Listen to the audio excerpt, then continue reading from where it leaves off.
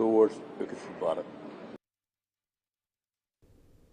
గతంలో hitech city నిర్మాణాన్ని చూసి ఎగతాళి చేశారని ఔటర్ రింగ్ రోడ్డు ప్రాజెక్టును అడ్డుకునే ప్రయత్నాలు జరిగాయని విమర్శించారు సీఎం రేవంత్ రెడ్డి.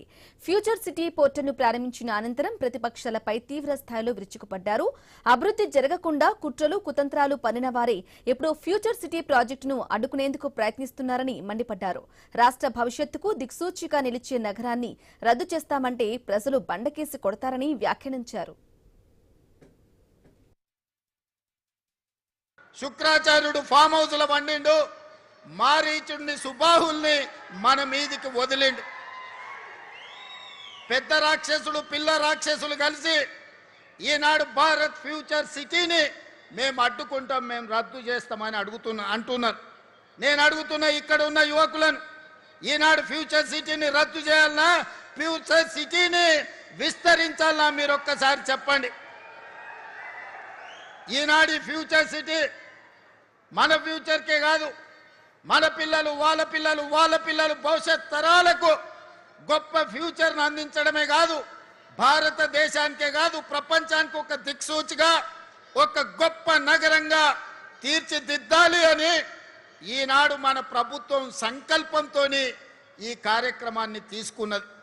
ఈ సంకల్పాన్ని అడ్డుకోవాలని ఈనాటి రాక్షసులు కడుపు నిండా విషం పెట్టుకొని కళ్ళల్లో నిప్పులు పోసుకొని ఇక్కడనే కాదు అమెరికాకి వెళ్ళి ఫ్యూచర్ సిటీని మేము రాగానే రద్దు చేస్తామంటారు.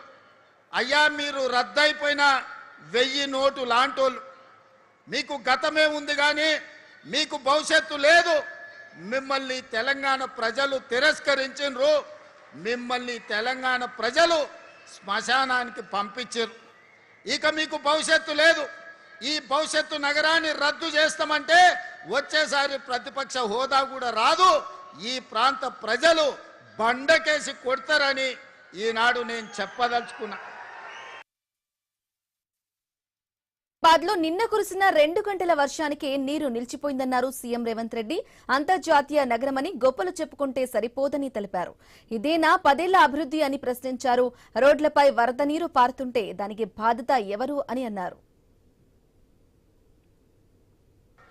తొలకరి వర్షాలు నిన్ననే పడ్డాయి, పెద్ద ఎత్తున వర్షం పడలే, రోజంతా వాన పడవలే. కానీ 2 గంటనే హైదరాబాద్ నగరంలో వాన పడితే రోడ్లు ఎక్కడికక్కడ స్తంభించిపోయినాయి. రోడ్ల మీద మొత్తం వర్షపు నీరు వరదలై పారింది. ట్రాఫిక్ అతలాకుతలమైంది. కిలోమీటర్ ప్రయాణానికి 2 నుంచి 4 గంటలు పట్టింది. అంతర్జాతీయ నగరం అని గొప్పలు చెప్పుకుంటే సరిపోదు. అంతర్జాతీయ ప్రమాణాలతోని మౌలిక వసతులను అభివృద్ధి చేసుకోవాలి. 10 ఏళ్ళు మేము అభివృద్ధి చేసినాం, 100 కోట్లకి ఎకరం అమ్మినామని గొప్పలు చెప్పుకున్నోళ్ళు, జబ్బలు జరుచుకున్నోళ్ళు నిన్న ట్రాఫిక్ సమస్యకు కారణం ఏందో చెప్పండి.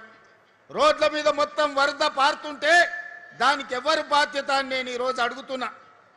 పోయిన దుర్మార్గులు చెరువులు నాలాలు కుంటలను కబ్జా చేసుకొని పబ్లిక్ పార్కులను ఆక్రమించుకొని ప్రభుత్వ భూములను చెరబట్టి ఈనాడు అక్రమ నిర్మాణాలు చేపట్టబట్టే ఇవాళ చెరువులలో ఉండాల్సిన నీళ్లు, కుంటలకి వెళ్లాల్సిన నీళ్లు, నాలాలో ప్రవహించాల్సిన నీళ్లు, వర్షపు నీళ్లు మొత్తం రోడ్ల మీద ప్రవాహమైంది.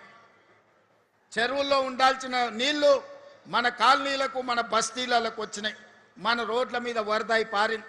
అందుకే నిన్న గంటల కొద్దీ ట్రాఫిక్ జామ్ అయింది. మరి దీన్ని పరిష్కరించుకోవాల్సిన బాధ్యత మన మీద ఉన్నదా లేదా ఒక్కసారి ఆలోచన చేయండి. ముఖ్యమంత్రి రేవంత్ రెడ్డి